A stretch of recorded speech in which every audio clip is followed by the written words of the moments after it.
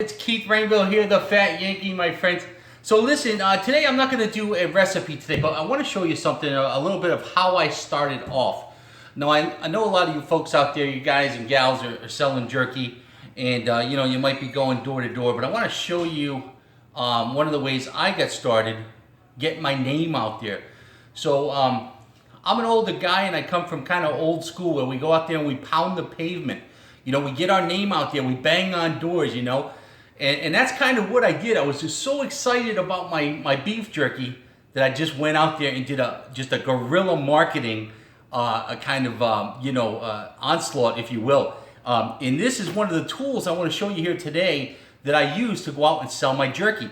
And it was great because when I first started, I didn't have a lot of clientele. And the whole aspect of this video is really just one small piece of the puzzle on how to get your jerky going, get repeat business, and get those ongoing customers, okay?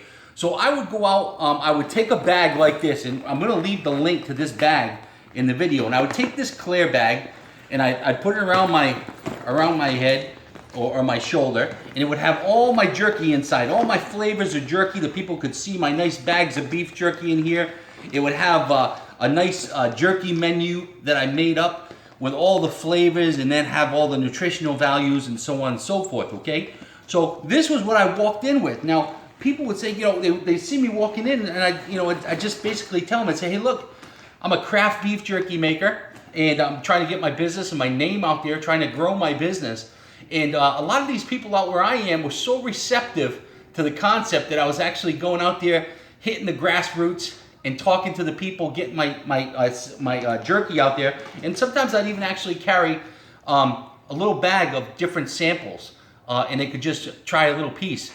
Next thing you know, I'd leave an office, and you know, I'd have $100 worth of orders.